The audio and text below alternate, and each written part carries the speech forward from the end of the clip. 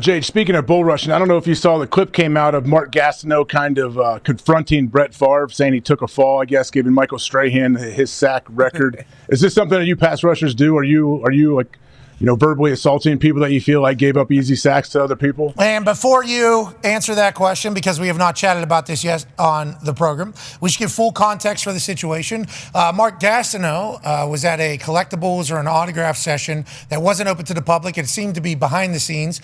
And he was being recorded or filmed. I don't know if he's making a documentary. And I guess it's the first time that he has seen Brett Favre. Brett Favre notoriously got sacked by Strahan. Strahan then set the single season record for sacks and beat Gastineau. Here's Gastineau confronting Brett Favre. Now you I thought we met a long time ago. At least I saw you. Right. How you doing? When you fell down for him. I'm going to get my sack back. I'm going to get my sack back, dude. You probably would hurt me. Well, I don't care. You hurt me. You hurt me. You hear me? Yeah, I hear you. You really hurt me. You hurt me, Brett. We got to get back to this, Brett. I'm sorry. Okay, so I guess Gastineau is making a 30 for 30, and obviously, this is incredibly uncomfortable. How do we get out of here? And I don't know what's going through Brett Favre's mind there in the entirety. Here's the play in which Strahan gets the record. It's fourth quarter, about to win a game, and the way the story is told is almost like Brett took the snap, went in front of Strahan, lays down, and just let Strahan kind of tap him. Mm-hmm. That appeared to be a situation where Strahan was going to sack Brett Favre, whether Brett Favre, who never went down or not. I don't think they could have handled a turnover. I think the game was over. But I think Strahan is going to end up tackling Brett Favre there regardless. I don't know the rest of the game. I don't know how it was going. But Gastineau obviously. Come on. What do you think, man. Jake? What do you think, Jake? What do you think? I think Brett even said, like, he typed up a big long apology this morning or last night and wrote it out. And I believe he even said in there that was a running play that he pulled the ball on purpose there. He didn't confirm that it was 100% set up to be the sack record, but he all but said, I knew what was going on here. And it's any defensive lineman who's been anywhere remotely close to the sack record or who's had those thoughts or conversations knows. I mean, that was set up. Yeah. Like we all know that. So Mark being pissed at Brett and letting him know, you're saying, because Brett also said in there, I understand what being a sack king could do in the collectibles market, autograph market. His post-playing career could be much, much more, financially beneficial if he was the guy who was tied atop or at the top of being the sack king. Now, TJ Watt would go and tie Strahan. So Tej would inevitably end up getting him. But I think Gastineau, very furious there at Brett Favre. Do you think Brett Favre handled it properly? And how would you kind of go about mending fences if you're either side there? Yeah, I mean, I don't think there's anything you can do now. I'm more shocked that that's the first time that they've met since that. I mean, it's been, 20-something years now since that happened. So I'm shocked that that's the first conversation that they've had about it. But I don't think that players have problems with people breaking their records. At least I don't think you should, because you broke somebody else's record, and that's just the game goes on, and you should be happy for the person breaking your record because you know how difficult, you know how hard that can be. From the other standpoint, the business side, some of the stuff Brett was saying, like I can understand that. I mean, there's definitely things that coming along with being the all-time sack leader and the all-time sack holder, and there's finances there. He talked about how back in the day, those guys didn't make the same truly life-changing money that we are making today. In some of those autograph shows, some of those signings, some of those things, he could have made a lot more money over the years. But at the end of the day, I mean, it is what it is. Do I think he laid down? Yes. Do I think that is a tough way to get a record? Yes. But it's more that it was intentional. I've got plenty of sacks in my career where the guy fell down.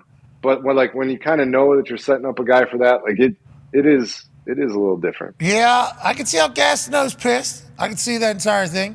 I can see how Brett Favre and Strahan, though, have a moment there that they're never going to forget.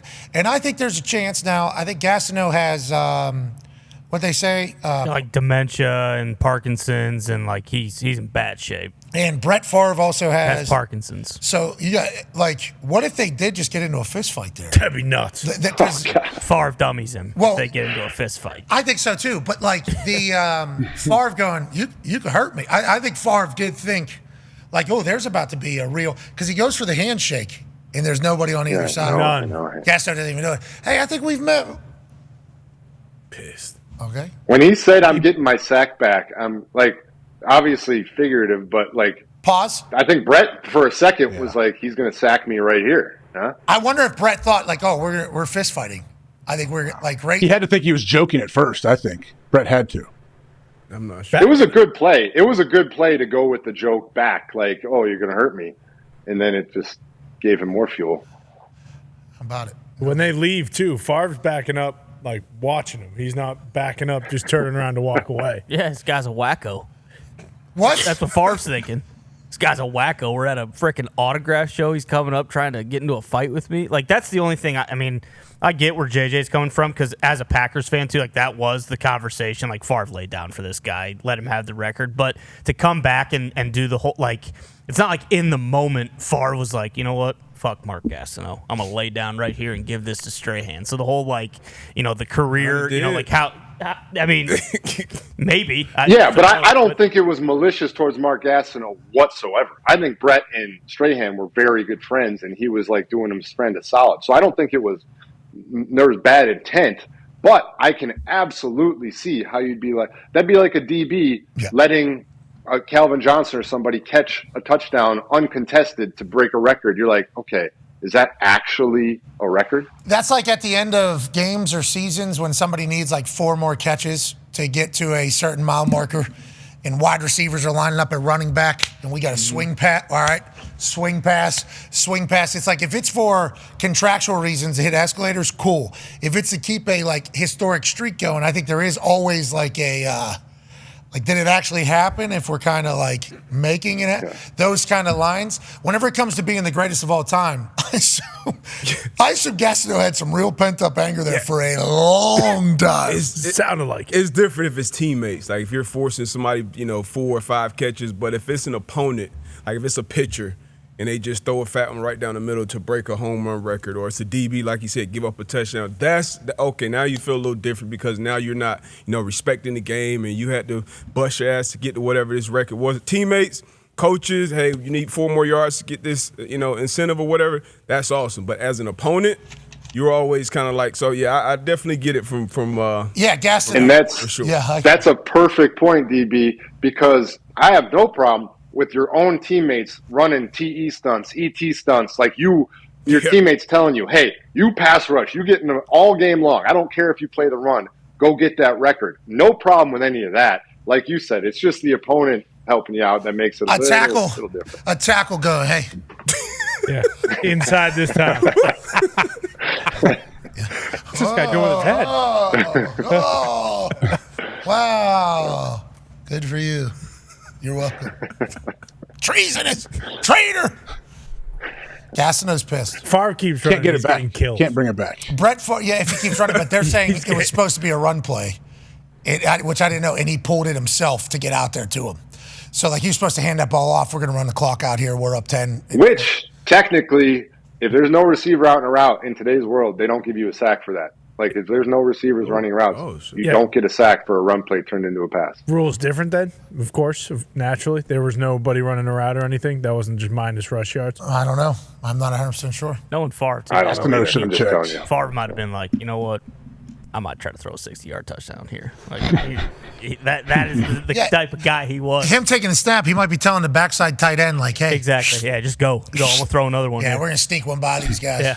Yeah, Strahan's big day? I don't think so. Strahan's going to crash like an idiot, and then I'm going to throw a deep shot. There's a chance that he was thinking that. Exactly. What if Brett said that in the moment? What are you talking about, guys? I was trying to throw a fucking touchdown.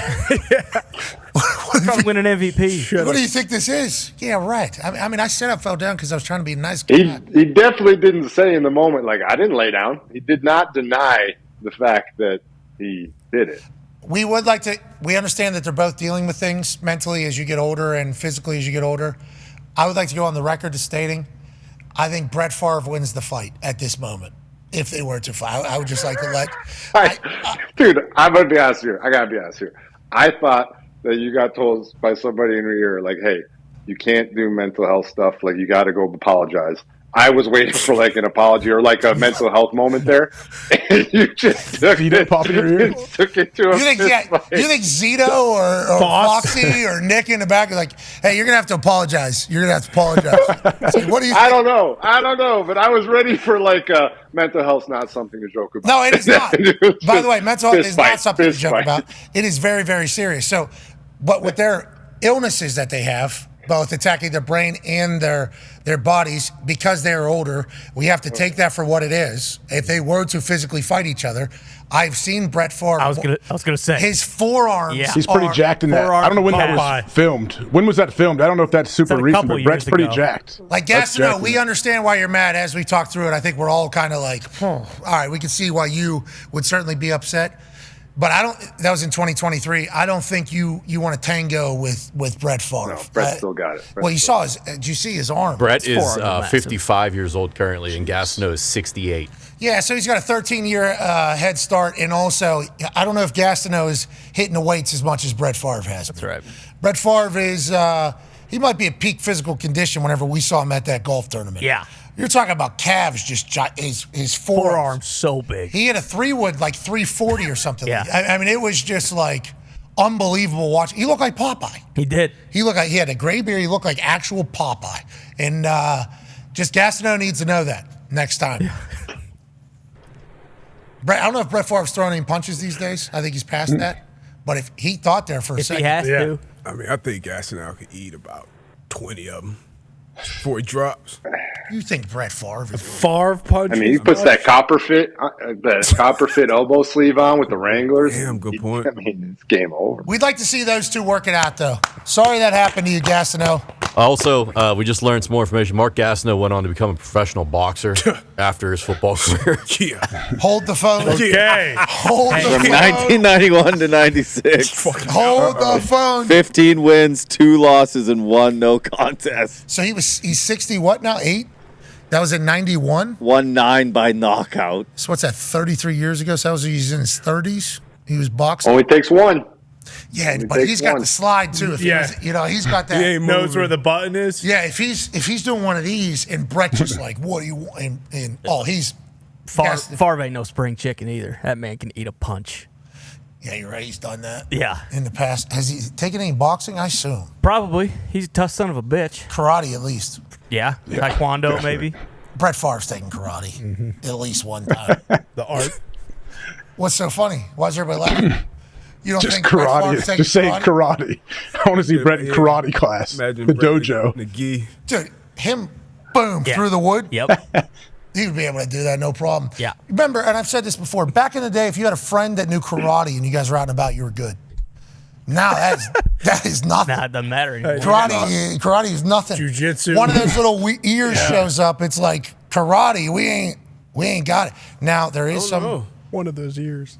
They Cauliflower ears. Yeah, one of those. Yeah, they're definitely. You know it. You knew exactly what he was We got talking some about. more info. Allegedly, some of Gastineau's fights were fixed. Okay. All right. If you can't beat him, join him. Once again. Can't beat him, join him. Yeah, fixing sacks, fixing fights. Gastineau story. All right, I'm back on Brett's side. I'm back because Brett's fixing, Yeah. to go ahead and get this guy out of his face. Here's Gastineau, a little different then than he is now. He's on the left side, I do believe. Nice little uppercut, holding a hand. 6 rounds, heavyweight fight here Who's he fighting? in Reno, Nevada. Put your hands up, Mark. He's got Lee Bergen. Lee Bergen has signed up to fight Mark Gastineau, who's second. Footwork. Gastineau's 8-0 at this point. He goes from sacking quarterbacks to knocking out bland-looking whites. He can come to your town and do it for you. Gastineau, little jab, chin check. Packed house. He's the first Jake Paul. Yeah, he's leaning Who, away. Lee Bergen? He's got to be like 20 pounds heavier, right? Lee Bergen here, both heavyweights. Lee Bergen decided to come up from middleweight to fight in this heavyweight matchup against Gastineau. 160 versus 245. 5'8 versus 6'4. This is one of the first rounds of Mike Tyson's punch-out game. Gastineau going for the haymaker. Heavy ball. Liebergen hugs him up. Guy in the button down behind it says, how are these two matched up against each other? Man with the beard who's a judge says this is certainly an unfair fight when it comes to weight advantage, height advantage, looks advantage, and skill seemingly. Gastineau on a he wanted to throw the big right, didn't he? Liebergen's chin was waiting on him. Is this a first-round knockout, or do we have a full he fight? hit him with a shoulder.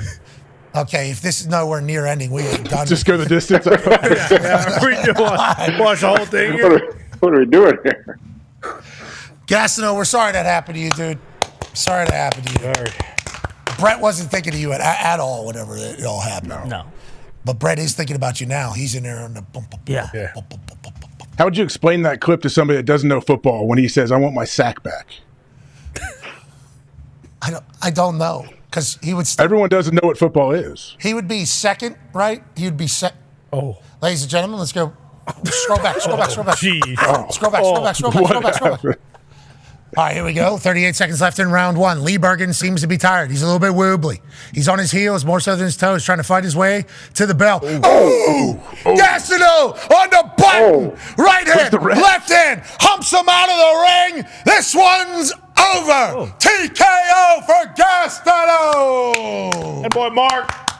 That baby Mark. Put that guy in the Hall of Fame. Got 20 sacks in the season twice. I saw that in Brett Favre's entire thing. He needs to go in the Hall of Fame, but if he was the sack king, he would have been in the Hall of Fame already. He's not in the Hall of Fame? No. Oh, boy. Not in the Hall of Fame, doesn't do. Okay. Yeah, I feel bad for Okay, this. Mark, I get you. We don't love it, Gastineau, but we will let you know we're on your side. But also, I don't think Brett did this well on purpose. No. People said he did other stuff, but not this. Sure. No. A lot of memes about that when this came out. Figure that out.